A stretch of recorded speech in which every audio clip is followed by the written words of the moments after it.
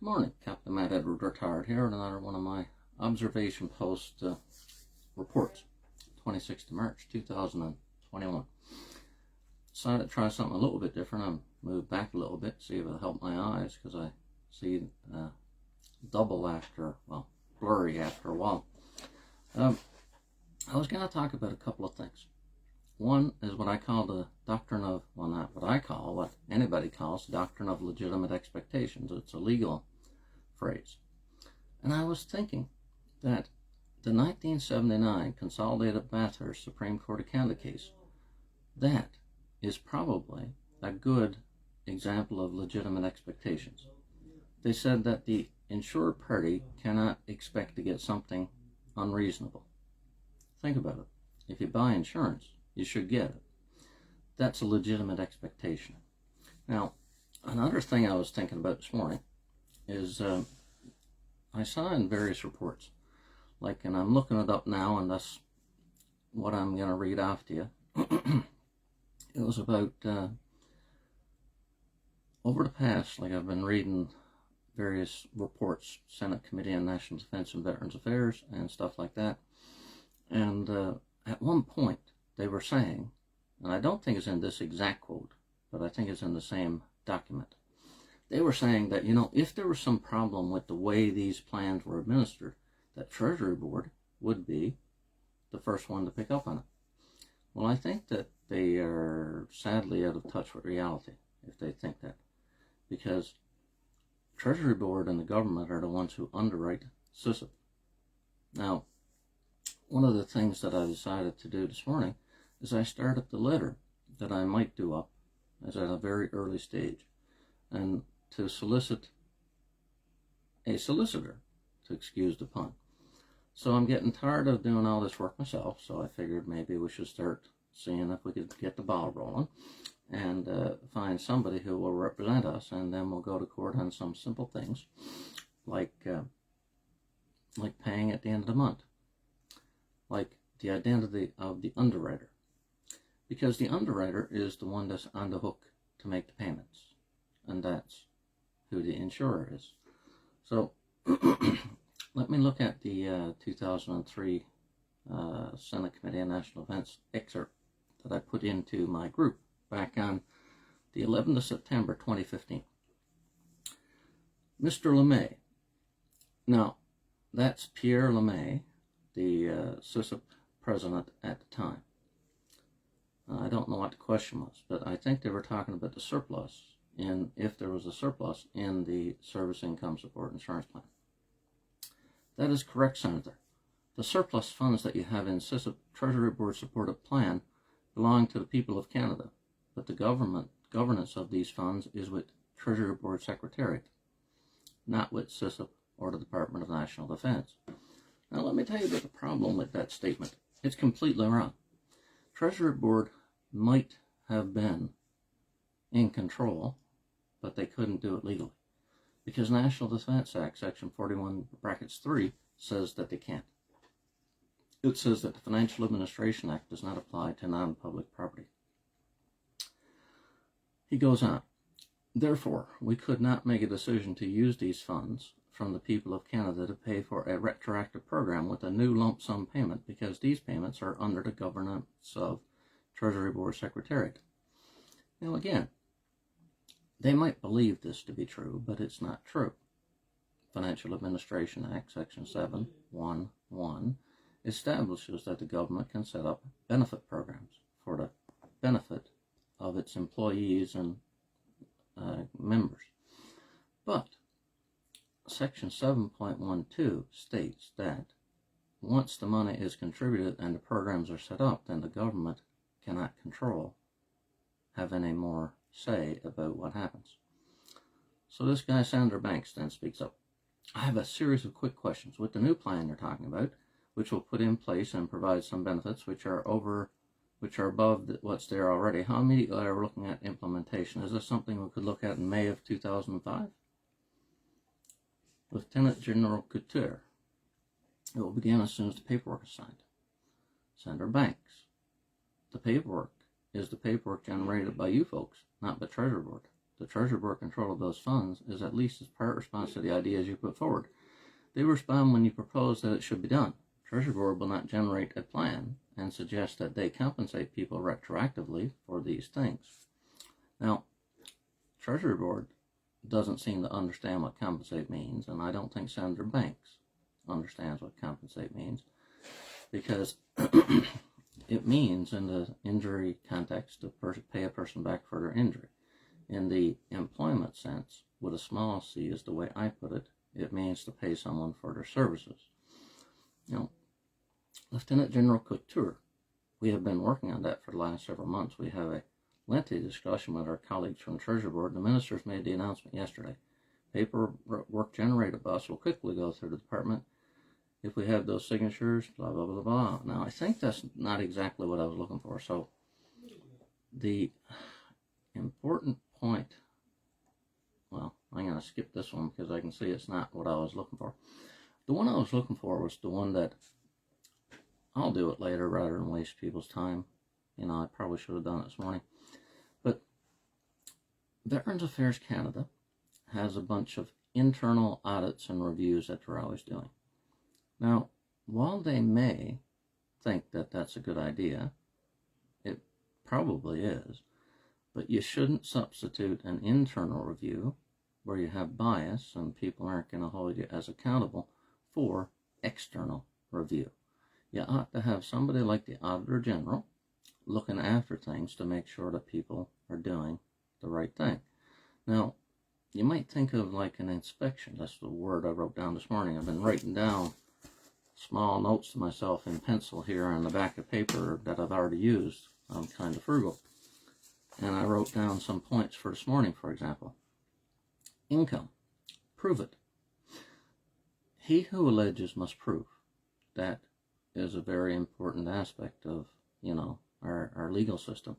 But I had this idea, and I might do a column, a story, or I might just talk about it here a bit. If it ain't broke, don't fix it. Now, from 1917 to 1971, there was no taxation on long-term disability. Now, using the adage, if it ain't broke, don't fix it, why did they bring in taxes in 1971 on long-term disability insurance? Now, they didn't go all the way and tax every long-term disability insurance. What they decided to do was to leave it alone if you pay for all the premiums, leave it alone if you get paid in a not a periodic manner, and leave it alone, if you, for your career premiums, like you could get a break on your taxes for the career premiums you paid prior to becoming disabled. So it wasn't a black and white, from now on we're going to tax long-term disability, but they brought in changes. But I say, if it ain't broke, don't fix it. Now, for example, not just me, other people say it. So up until 1997, so 1971 they started to tax long-term disability like SISA. In 1997, 26 years later, they said in a report to the Finance Committee, the Canadian Health and Life Insurance Industry Association president was being asked questions in the Finance Committee, and they said that only 75% of the Canadian long-term disability is tax-free, which means 25% by inference is taxed. Now, so from 1971 to 1997, they only went from 0 to 25%. Do you see my point? They never moved like that very quickly over those years, did they? So the taxation of insurances like SISIP is a pie-in-the-sky dream for them. That's what they want to do. But what I wrote down here, income, prove it, is, listen, CRA should have to prove all of the factors because we are not in a position to prove things. So if they want to tax it as income, they should have to prove it to be income. Now, an income is an increase in your wealth. So if they want to prove, for example, that you had an increase in your wealth then show it. They should have to show it. You can't just assume that you get money, that it increases your wealth. What did you pay for it? So you paid premiums, and you don't get the insurance until you become disabled. There's no guarantee that you'll become disabled. I would say that that's proof that it's not income, because it relies on a contingent event happening. So something must happen that you become disabled and unable to work, and you can't rely on it. Now, clawbacks, they reduce the amount of payment that you get. Can you have people claw back income? No, they can't. You can't have people claw back on your income. If you're entitled to it, you're entitled to it, right? They can't. That's another factor. That's a brand new one, just popped into my head, right? The fact that the government claws back things from SISIP proves it isn't income, because if it was income, you'd have to get it because you earned it. Now, I don't want to beat that one up because I want to move on to the other points that I got here, and I want to be as short as I can today. So, another one that I thought I'd talk about today is that there's I posted a picture of it in my daily report, and it's about pensions and RSPs again, because these are very important financial vehicles. And as much as I crap on them all the time, pensions serve a public purpose. Pensions serve a good purpose. They're good for society. If we could rely on people to take their money and put it away themselves to save for the future, then we wouldn't have to have pensions, because pensions are the result of people who can't be disciplined. They can't trust themselves enough to save up money for the future to buy products or put away savings. So the employer, unions, the government, they set up plans where you have to save. So what I'm trying to say here is, like in 1950 something, let me see if I got the date here or not. But, okay, so it came from the House of Commons for a change. I'm trying to amend my wicked ways. They're not wicked, but I have been lax on my documentation in the past. So when I found in the Hansard, when they talked about Rrsps, this time I took a screenshot of the volume where it came from. So if someone wants to look it up, if they think I'm lying or something, it's in the House of Commons Debates, 22nd Parliament, 5th Session, Volume 2. Now, page 2222, they were talking about income taxes. So they brought up Rrsps back then. Now, this was back in the early 50s, I believe. Because the way they put those Hansard volumes is they don't say what year it is. They say, like, second Parliament, third Parliament, whatever the 4-year term is, or something like that. Okay, so over on the left, I put a box on the point that I posted this picture in the past about. But I noticed this morning when I posted the picture and I made a comment and I tagged Donald Bohan, who you may always see me tag in my observation post group. And for those who don't know, he was trained as a lawyer. So I've talked to him recently for 90 minutes. I don't think he'd talk to me about all this stuff and agree with me if I was wrong. And the thing is I can point out the evidence, like the Hansard. That's documentary evidence to prove that I'm right. Now, they talked about income taxes back in 1950s, and the government said, although the general level of income tax for the time being remains unchanged, there are 2 new features for improving the tax system which can be introduced now. The first of these innovations relates to tax postponement on income set aside for retirement. At present, under a pension plan, the employer contributes to a retirement fund and withholds part of the employee's remuneration for the same purpose. Now, a quick editorial comment about the word remuneration. I have been looking up a lot of cases over the last 5 to 10 years, and a lot of them have to do with income and income tax. The word remuneration is the most widely used, well, in relation to, Okay, if you use the word remuneration, it has the widest scope to include money as income. So when the government talks about remuneration, they're doing it for a reason. They're trying to link as much things as they can to the concept of income. Do you follow? Salary, income, all those other words mean sort of the same thing. But remuneration is seen to be the widest possible term that will allow them to catch it and bring it into the income tax fold. So, but the important part I'm talking about here, if you catch my drift, is that they were talking about the postponement, right? People are going to get money later that they earned in the past. And they know it because they're talking about it in Parliament, the elected officials. So they then said, taxes paid on the pension when received. That is, on the cash income when the employee receives it for spending, and not on income flowing into the fund which the employee does not receive in the year. Now you see, they're saying in different words, similar words, what I have been saying, that you cannot be taxed on money you didn't get to receive and enjoy. Because I'm not making that stuff up. I'm a pretty smart fella. I'm not going to deny it. But I'm not making up new concepts. I'm reading, and it makes sense to me. So if you tell me that I read in the case, and I haven't found it again recently, but it was a 1972 case about tax, Supreme Court of Canada, and it said that you couldn't be taxed on money you didn't get, receive, and enjoy. Now, when I read that case, I said that makes perfectly good sense. How can you tax someone on money they didn't get?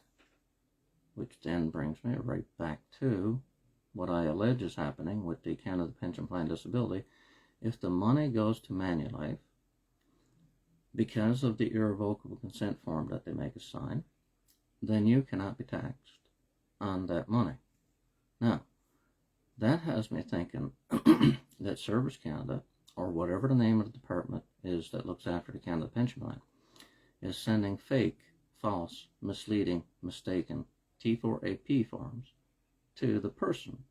And they ought to know better, because the public law says that the money goes to Manulife or they wouldn't do it. So they ought to know that they shouldn't be sending a piece of paper to you that would cause you to get taxes, because CRA is not going to question it. CRA gets an official tax form from another government department. Do you think that they're going to say, I wonder if that's correct? So they're going to assume that's correct until somebody comes forward, like I'm talking to people now, and they're going to try to come up with some cockamamie bullshit, okay? You know that. I know that. But we got to try to hold our feet to the fire and try to get this open and exposed, because it shouldn't be happening. Now, I'm not aware of how many and what the amount is, but the government doesn't want to screw up its game, its tax system. 86% of the government revenue, if I recall, comes from personal income taxes. So they don't want to upset the apple cart, because of the money that they get in the revenue from taxes. That's what keeps government programs going. So, back to this Hansard thing. It is now proposed to introduce a general policy of allowing tax postponement on limited amounts of earned income set aside for retirement by the taxpayer, whether an employer or not. This privilege will be of general application.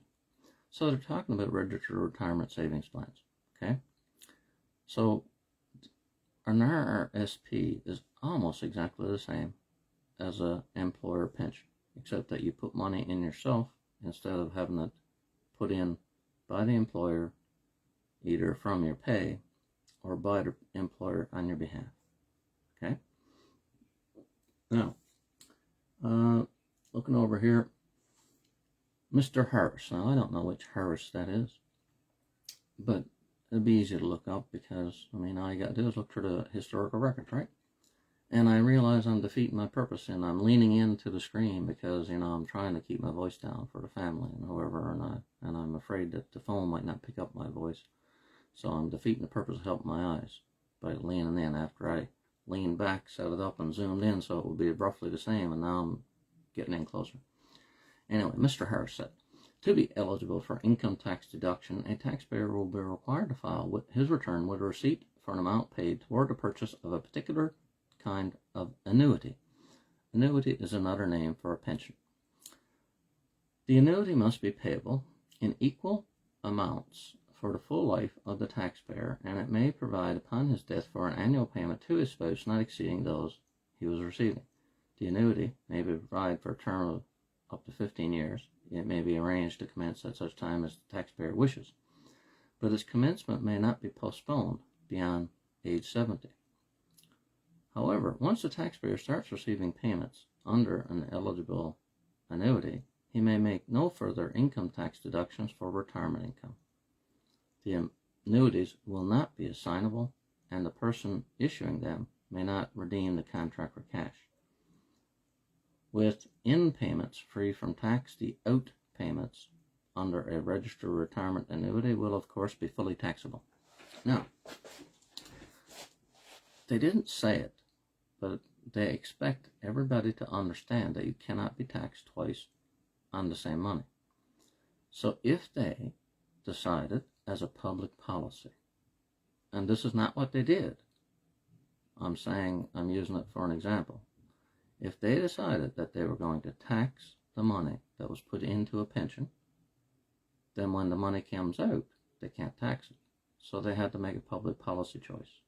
Are they going to tax it on contribution, or are they going to tax it on withdrawal? That's the rule. See? Now, the idiots at Finance Canada in the tax expenditure reports, they put in bullshit in those reports where they say, we're losing this much tax revenue by not taxing a contribution towards a pension. And that they do up an analysis of that. And then they also put out another similar one, and they say we're losing, because that's what a tax expenditure report from Finance Canada does. It puts out there for the world to read things that they could tax but don't. See? Doesn't mean what they actually spend taxes on. It's what they lose prospective taxes on. So they claim that because they could tax the money on the way in, they're losing money. They claim that because they don't tax it while it's in the pension for 20, 30 years, they don't tax it. So they claim that they have lost taxes because they chose not to tax it in when it's sheltered. They decided, oh, look, we're losing this tax revenue. No, they can't do that. If they decided to tax it when you contribute it, or tax it while it's in there, then they can't tax it when you withdraw it. You see, you can't be taxed twice on the same money. That's a very important principle. Now, when I decided to do my broadcast today, because I wasn't sure I was even going to do one, I wanted to make this Rrsp development Hansard as the prime focus, because it's not entirely true. Okay, in 2013 and 1969. In 1969, they had a case in England called Perry versus Cleaver. Now, when a person became disabled through somebody else's own fault, now I don't know all of the details. I wasn't there. I was 3 years old, but I can read the case file. When the person had to have damages paid to them, the person having to pay the damages, they said, he has a defined benefit pension. He didn't pay for that pension. His employer paid all of the contributions. So something, we should be allowed to take that into account to reduce our damages. The courts threw it out, and they said that, even though this man didn't pay for this pension with his cash, his time, his service has value. And that is the premium, the contribution, his service. Now, 2013 then, in Canada, and this was an English case, In 2013, IBM did the same thing. Except this time it wasn't some other person that harmed a guy, it was IBM harmed a guy. They fired him unjustly. So when they fired him unjustly, they asked to take into account the pension that they paid into, he didn't pay a cent into, a defined benefit pension. And their argument was similar to the Perry case, but unlike that, it was a third party trying to take advantage of the employer paying all the premium. This time it was the employer trying to take the employer's payments into account, which I say is worse because of bias, right? You're going to always take your own position over somebody else's. So the Supreme Court of Canada, and I bet you they relied on Perry, I haven't double checked lately, but they said that Mr. Waterman's time had value. So the money that was paid into the pension was paid into it on his behalf, and that time service has value, and therefore, even though he didn't put any cash into that pension, the pension still remained his property. And because it was his property, they couldn't be used to reduce his damages. See? That's the Bradburn Rule. The Bradburn Rule states that you cannot take someone's insurance or pensions or charity that's given to you. That cannot be caused to reduce somebody's damages to make you whole. Now, the thing is, there's a couple of lessons we can learn from this. Nobody should have to tell me that my time, your time, is valuable. That's a no-brainer. But I called up Manulife once, and I said, listen, can you send me a copy of my career contributions? I'd like a statement of my career contributions for my CISA premiums. The guy said right snarkily, what do you want that for, taxes? Well, yeah. As a matter of fact, I was a CRA tax collector for 16 years. I happen to know that you can deduct the career contributions from your LTD before you had to pay taxes under Section 61F of the Income Tax Act. He then came back and said, well, you didn't pay anything anyway, which got me hot under the collar. I don't know if I cursed or swore at him that time, and I'm trying to work on that, so let's substitute hell for the F word. I said, are you trying to tell me that my time has no value? You go to hell, right? Now, what he was referring to is that the government pays 100% of the CISA premiums for a reservist. That's not much different from a regular force person, because the government pays on paper. I have to see it being done before I believe it. On paper, the government pays 85% of the premium for a regular force soldier. Now, that is the reason why they tax us, because they say the employer paid part of the premium. Now, it doesn't specify how much in the Income Tax Act. It just says that the employer must contribute some part of the premium. So I would bring up some important points there to say they can go straight to hell. Okay? Workers' compensation has 100% of the premium paid by the employer, yet the payments are tax-free. Now, they want us to believe that the employer making part of the premium payment is an important factor. If that was true, then why do we have two different groups being treated differently? An injured civilian worker gets workers' compensation and it gets reported on a T-5007 form, and then they don't pay taxes.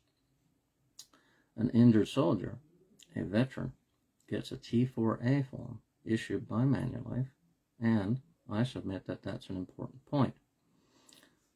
In my letter to a prospective lawyer, when I get it finished and when I put it out to various firms, that's something I'm going to shove down their goddamn throat.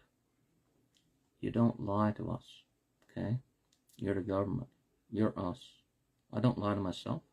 As a representative of democracy, I don't expect you, if you get elected by my votes, to lie to me. I don't lie to myself. You go to hell. I'm like I said, I'm trying not to curse so much. So the thing is, if I get a lawyer, when I get a lawyer, hopefully, I'll ask for a declaration. And this shouldn't be necessary, because in the Manoj Federal Court 2012 case, the judge stated it. He just didn't put it in express form the way I'd like it. But he said that Manulife was in effect a stranger to the policy, which means they're not the insurer. In other words, he called the government liars, because in the policy it states that Manulife is the insurer, but the judge said that they weren't. Now, we can build on that bad faith. So if I have to go to court, which is why I've been trying not to, because, I don't think we should have to. Why should we have to take the government to court?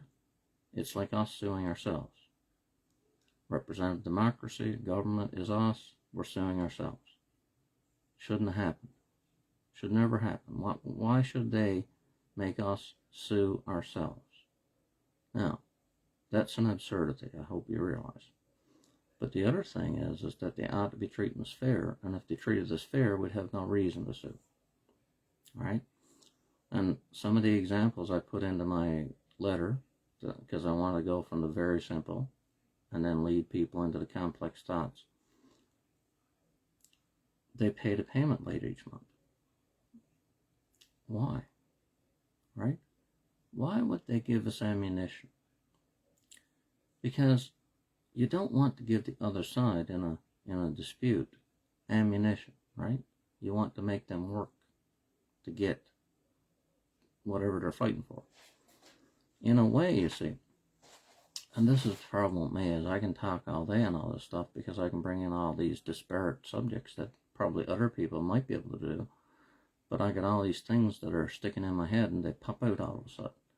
So, in the Manoj case, for example, the judge said that, in effect, now I'm paraphrasing from memory, so don't go crapping on me too much if I didn't get it exactly right. But here's what I recall. In effect, what the dispute we have here before the courts is between the Chief of Defense Staff and the soldier, not Manulife and the Chief of Defense Staff, or Manulife and the soldier. Now you see, I got a problem with that. Chief of Defense Staff is the head soldier, top soldier. How can a soldier have a dispute with the boss like that when you're not in a democracy? You know? So the way he put that is that there's a live problem, like a court case, and it's between the head of the military and the people that are serving under him. Like, to me, they're throwing the CDS under the bus. Because really, it's Treasury Board, not the Chief of Defense Staff. Do you follow? It's the government of Canada that's doing this, not the Chief of Defense Staff.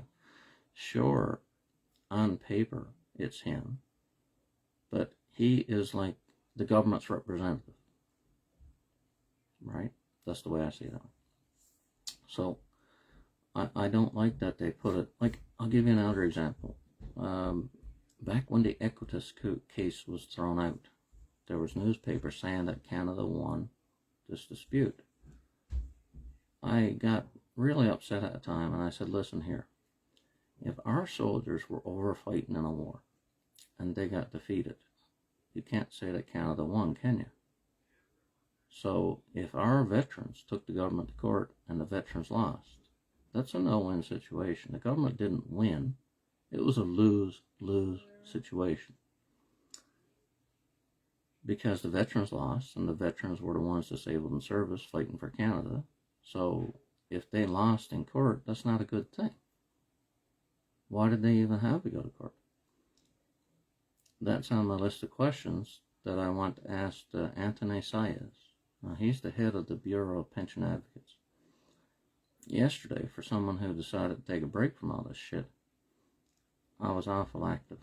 I spoke to the Director General of Policy, and I had a chat with her for about 10 or 12 minutes, and she had to go to a meeting, and it was awful funny, because I had a pretty decent call with her before in the past. I recognized her name, I recognized her voice, and I introduced myself and said, Captain Retired Matt Edwards, I'd like to ask you a question if you don't mind.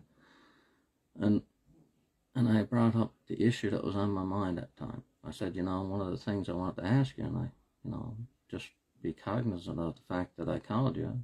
I expected not to get an answer, and the fact that you picked up now, I've got to think of something to ask you. I said, right now I'm looking into the VRAB thing. And I said, I don't think, even though it's not your area, but this is what I'm doing and why I'm calling. I'm giving you some context. I said, they took the Canada Pension Commission and the Bureau of Pension Advocates, and they moved it from being independent commissions, and they brought it into the fold in 1994 or 1995. I'm looking at the Hansard record right now, where at the time, Minister Macaulay, think about it, he was the minister in 1994 or 1995, and he's also the minister now. So there's continuity there, okay? So what was going through their minds, I said, when they decided to take something that was an independent commission, which I presume they had to fight to get. Veterans in the past had to fight to get an independent commission. But then, to save costs, they brought him into the fold for Veterans Affairs, and that violates natural justice and the independent judge.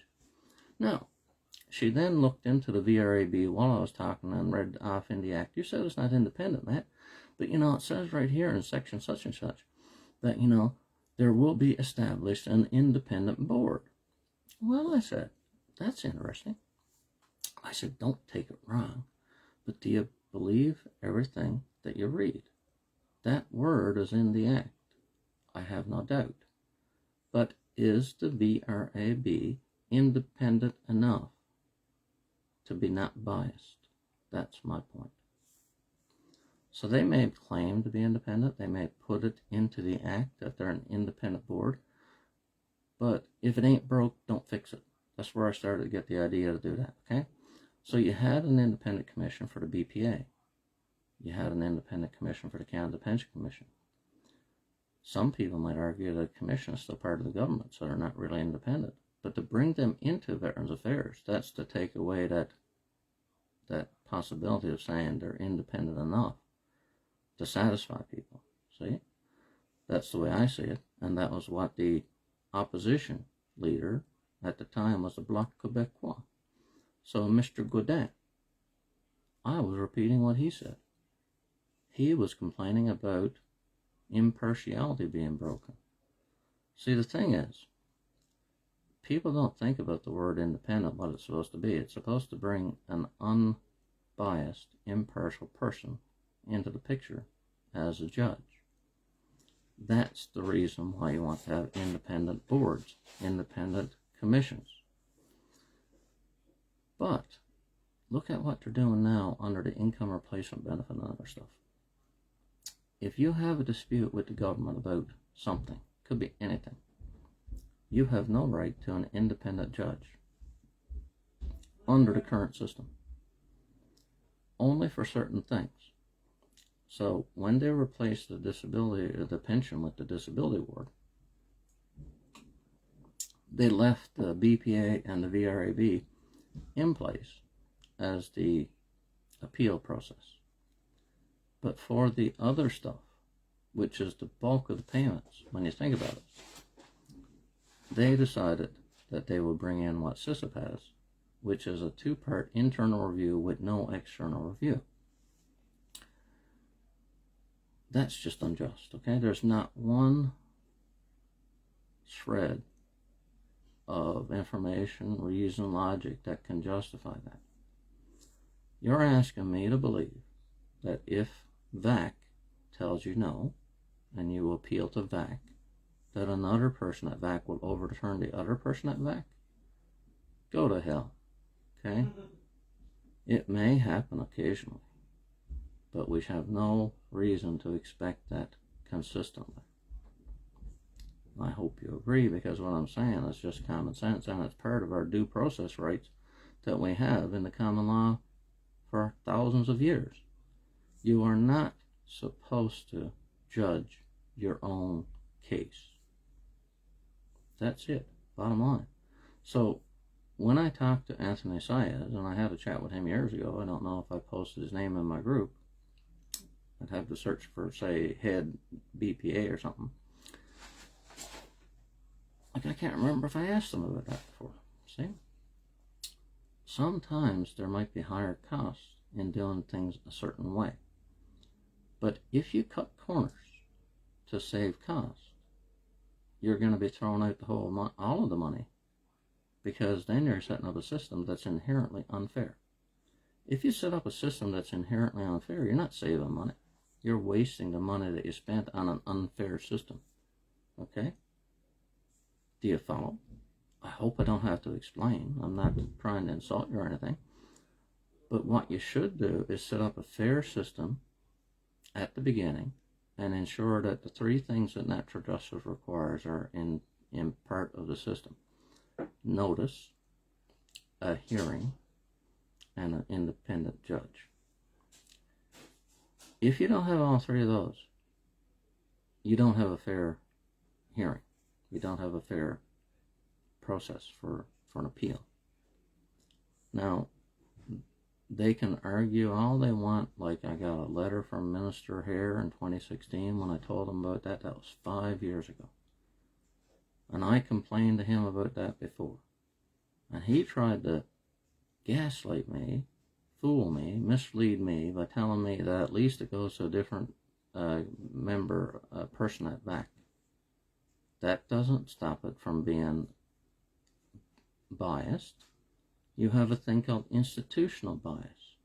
Why would I expect an employee A, an employee B, and B will overturn employee A, who they probably go to coffee and they're buddies and stuff? And they think that they're backing each other up, helping each other out. So you can't tell me, and this man was a lawyer and the head of the, Minister of Veterans Affairs at that time, and he tried to snowball me. He tried to blow smoke up my ass. Go to hell. You're not supposed to do that. You're supposed to not just present something that might sound reasonable.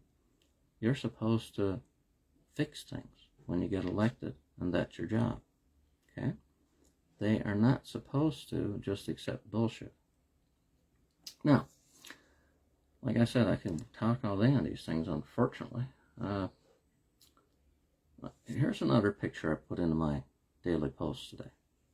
And again, funny thing is sometimes I think of something for a new topic, new idea, and I go back and find a picture of where I had it before, and I just forgot about it. So this is from the 23rd of March 2010, and again, with my new documentation, I'm trying to include, even though, see, why I often didn't put where I found things is I was trying to compress, make the images smaller when I take a screenshot. So I try to crop out any of the unnecessary details. So my new system is to try to include where it says where I got it. Somebody don't believe me then? Go read it yourself. So this came from ACVA 4, March 23rd, 2010. Mr. Andre Bouchard. Now, Pierre LeMay was the president before. I quoted his name off. Now it's Andre Bouchard. He's the president of CISP at that time. He said, with respect to CISP, it doesn't matter what reason the CPP is being received. If someone is in receipt of CPP disability, it is on the list of our offsets under policy, so it would be reduced from the 75%. Mr. Robert Oliphant. So CISP then is essentially filling in the holes where other programs are not covering, but it's the first claim. Mr. Andre Bouchard said, that's right. We're kind of considered a last payer, but in fact we pay first. We will pay upfront 75% of the benefits at the time of the member's release. Then the member signs a statement of understanding that if they get CPP, the Pension Act, or earned income, they have to report this, and the 75% will be adjusted accordingly. Now, reading that phrase, that paragraph off, is testing my limits not to cuss. Because it is utter crap, okay? Insurance has to pay when the risk happens. And if it doesn't pay when the risk happens, then you get ripped out. That's it. they can talk about the fact that we signed an understanding, we signed a condition of benefits, we signed an irrevocable consent form, but show us the money, okay? If you sign something without consideration being part of the deal, what you signed isn't worth spit, okay? Just as a matter of fact, you take it from me, I'm not a lawyer, but I've read a lot. You ask a lawyer, say, listen, if I signed an agreement to this, but no one passed money either me to them or them to me, is that valid? They'll say, of course not.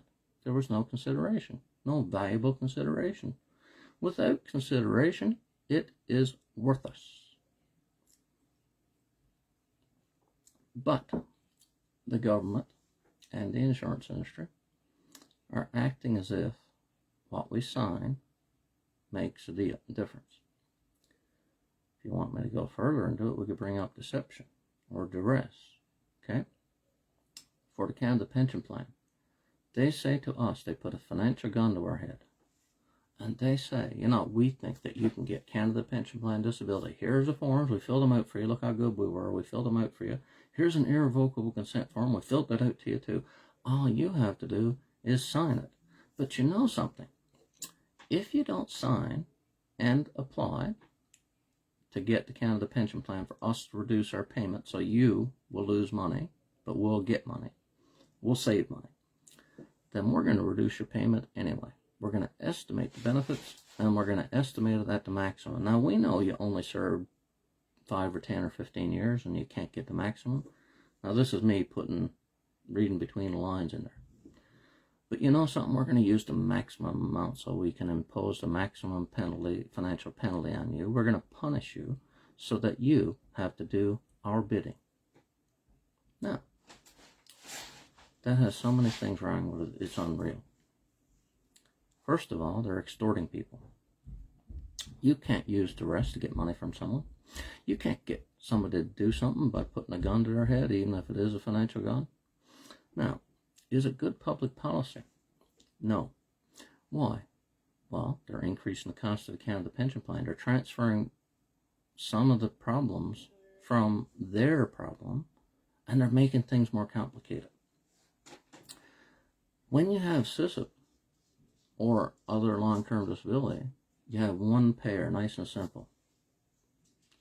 As soon as another payment gets involved, and then they want to take it off, now it's more complicated, isn't it? Then you can add a third one, okay? Canadian Forces Pension and Rrsps. They're two no-brainers for people with more than 10 years service. Then we can add the Canada Pension Plan.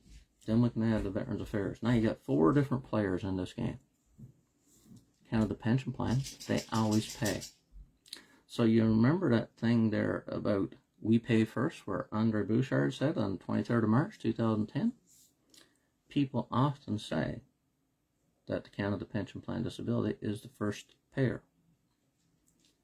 What they aren't saying is that everybody else is also a first payer, and there are no last payers, there are no second, there are no third. If you get in a payment in relation to being approved at the Canada Pension Plan disability, then you paid your premiums, you paid your contributions, you became disabled, they had laws there, they had rules, they adjudicate your claim, you get approved, you get it.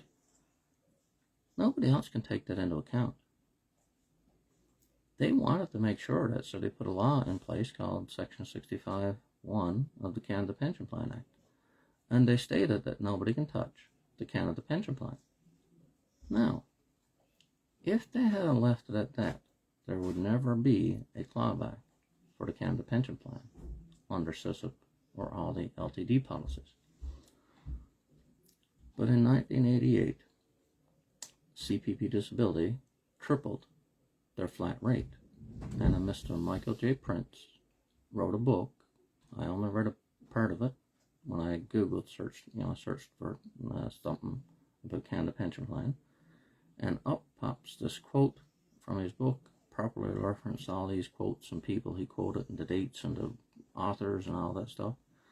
And he said that, insurance companies and the government largely left the Canada Pension Plan alone until the Quebec Disability QPPD, they were paying 3 times as much in flat rate compared to the Canada Pension Plan Disability, CPPD.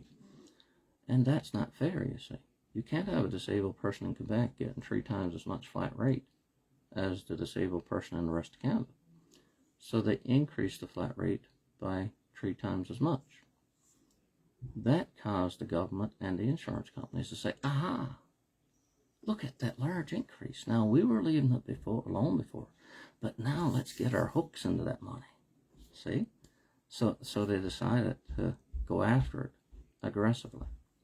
Now, even though I haven't read it, I can infer that the insurance industry lobbied the government, because by 1993, 5 years later, the government of Canada signed a contract allegedly for 50 companies to get the money directly.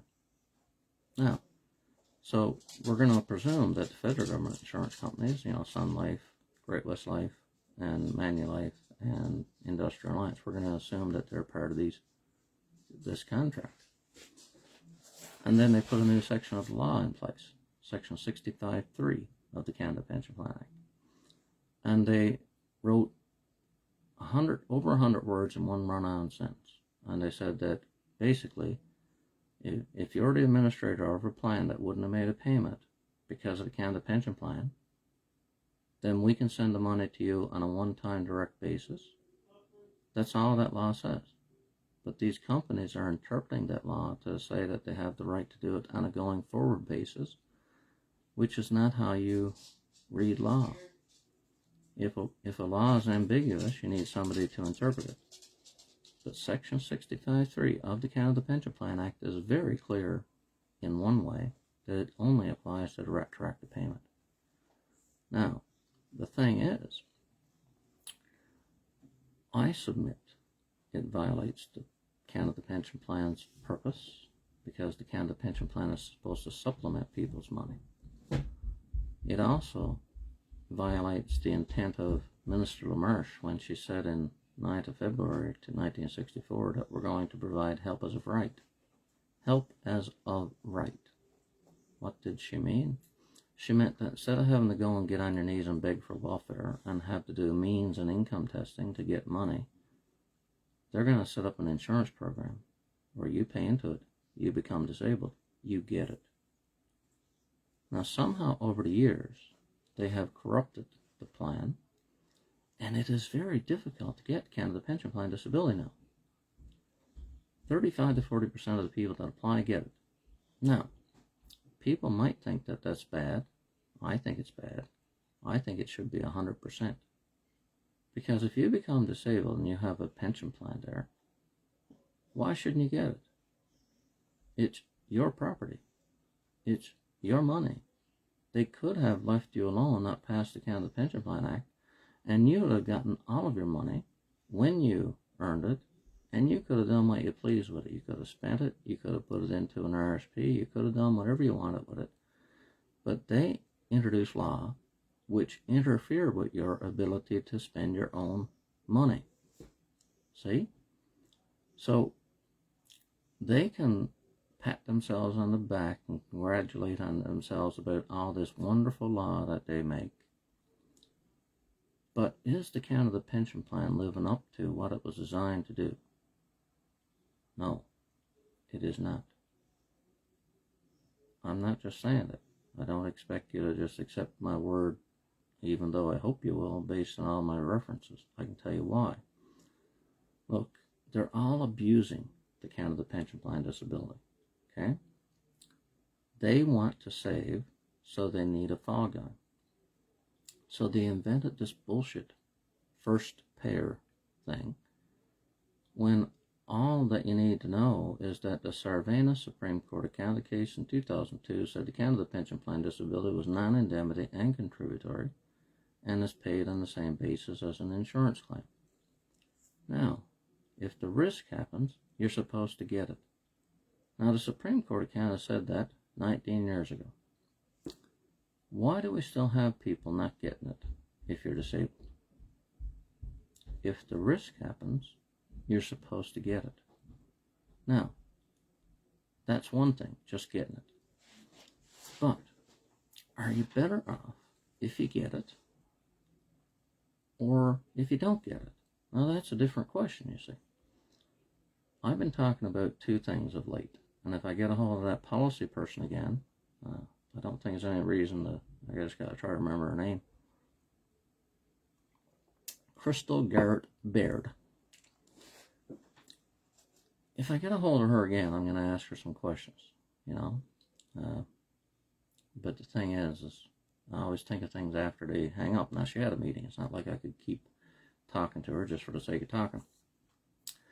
But I want to ask people in power, you know, like one of the key questions I have for her, if I get a hold of her again, and why I even called in the first place was, after the Dennis Manouche class action on the 18th of May 2012, some Director General at VAC put out a policy, a guide, that they would prescribe the Service Income Support Insurance Plan as a set-off for the earnings loss benefit. Now, I intend to ask this policy person, what makes you unelected people working for the government think that you can write law? Because even though it's not a law, it doesn't have the force of law, it's being treated by VAC as if it's a law. It will be different if Parliament, the people who we elected, if they sat down the House of Commons and debated over a couple of years whether they should take into account the Canada Pension Plan, the Canadian Forces Pension, and SISP and stuff, that would be different. Because then you would be following the parliamentary democracy procedure, right? Because we elected the people, they debated it in the open, in the House of Commons, and then they had a vote, and it would have been made a law if they had discussed it. But an unelected bureaucrat from Veterans Affairs gets it in his or her head to lord it over everybody and say that the SISP policy will be prescribed as a set-off or a clawback. I am really trying not to tell them to go fuck themselves. But the thing is, they are getting away with this stuff. Now, is it in everybody's best interest to have the Service Income Support Insurance Plan reducing the earnings loss benefit? Now, many people might say, of course it is, Matt. You can't get paid too much. That's not right. No, their whole intent in clawbacks is to avoid overcompensation. Now, in order to be overcompensated, you would have to have been compensated in the first place. SISP is non-indemnity and contributory like every life insurance and long-term disability insurance. Because of the fact that you cannot quantify the value of a human life, that is one of the main reasons why we have non-indemnity insurance.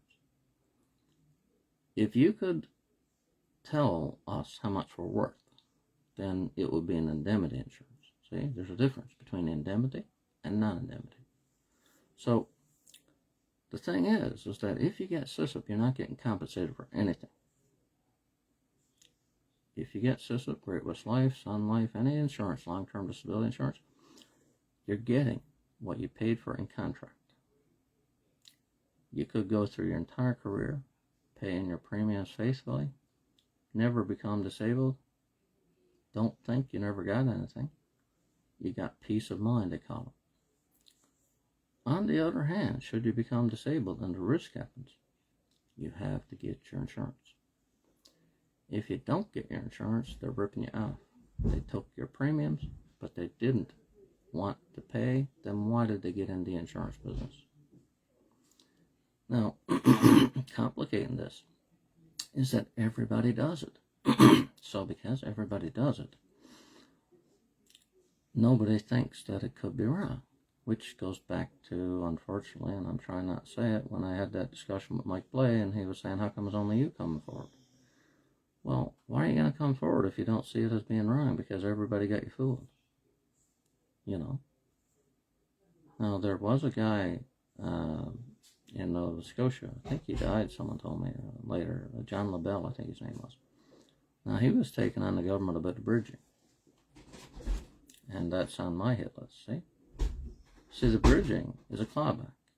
Call it what you like. It's an offset, a set-off, a reduction, a clawback. Okay, so they set up in law, Section 15.2b of the Canadian Forces Superannuation Act, a clawback, because you get to count the pension plan. Now, can they do that? Someone might say, well, we elected them, therefore our representatives can do it. Well, no, not really. Our elected representatives have to make reasonable laws.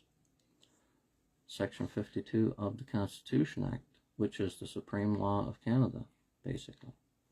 So you can't get elected and then turn over everything because you get a whim that you're going to do it this way instead of that way.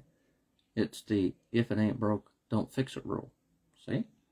So elected officials aren't just cut loose and they're kings because they get elected. Besides, as I keep telling you, it's not the elected people that are doing this to us. We blame the politicians, but the only thing we can blame them for, in my estimation, is that they aren't keeping an eye on the unelected bureaucrats. Okay? The people that are doing this because of Veterans Affairs stuff, all that stuff is established by regulatory law, not acts of Parliament. There was no debate in the House of Commons about clawbacks under the earnings loss benefit, income replacement benefit. They basically are trusting VAC to do it right, which is a very big ask because VAC isn't doing it right in no way, shape, or form. You know, I mean, if they were doing all this stuff right, Matt Edwards would have nothing to talk about. Matt Edwards would be playing his game, War Thunder, instead of talking to the screen, getting the eyes going blurred. But going back to that first payer thing, because I keep trying to think I should sum up, clue up, stop talking. But on the other hand, I'm trying to build a grassroots movement where people will see that they've been lied to. Now, being lied to is one of the biggest triggers, motivators around. When you find out that somebody has been telling you things that you thought was the truth, but you find out that they were lying to your face, I submit that it pisses you off. Now, what happens when the government lies to us? It's worse, because the government is supposed to be us. The government is supposed to be lily white. The government is supposed to be steering clear of any problems so that they can't be accused, rightly or wrongly, of doing something bad. They should be, doing reasonable things. So, for example, I'll give you a simple one. Again, no script here. When VAC decided to claw back workers' compensation, that's because they copied the system policy. I'm going to go back to that Andre Bouchard thing. Okay. Andre Bouchard tried to tell Robert Oliphant about it doesn't matter the reason that the Canada pension plan is being received. Now, I don't think Andre Bouchard was a lawyer, so he might be excused for not knowing about the nature of insurance. On the other hand, as I spoke, he was the president of the CISIP Financial Services, which a lot of their business is insurance. So he ought to know that once the risk happens, you have to pay the insurance. So I could say that he's deliberately trying to fool the Senate here. I could make the accusation. Now he got fired. After the Manouche case, I think he got blamed for that because he got fired that fall. After the case was over in May, that man, who served 25 or 30 years in the military before he became president of CISIP, I don't know much about him, but I did come across some of his biography, he got fired. Now, I would love to talk to that man. I don't know if I'll be able to find his phone number or contact information. I'd like to find out how it developed that he got fired, because he was the front man for the government. He's there telling these people about things. Now, what I was going to try to tell you before I get into that with being fired and stuff. VAC does the same thing because they copy SISP. And what these people are making a mistake on doing, they didn't even try to go into, say, what the Newfoundland government did for Canada Pension Plan Disability on Workers' Comp. In Earnings Loss Policy 01, if I recall correctly, they say in the Newfoundland Workers' Comp law that if you get the Canada Pension Plan for the same reason that you're getting the workers' compensation for, they're going to take the Canada Pension Plan and reduce your workers' compensation, claw it back. But they, and under Bouchard, aren't taking into account the nature of insurance as per the Sarvanis case. It doesn't matter why you get the Canada Pension Plan. All that matters is the risk happened. That's the nature of insurance. Now, extrapolate that to SISP. Now, Supreme Court of Canada said that all that really matters to get your insurance is that the risk happens. They don't care about the reason why. So then why are they going into this big old elaborate adjudication of, like, what do you have wrong with you and stuff? When all that really matters is, are you disabled and you can't work after service? So they're stringing us along by going through this long and a medical evaluation process when you don't even need to be a medical person. You just need to know that the person was medical release from the military, a lot of times, 3A or 3B, and that is the government certified that you cannot serve in the military anymore.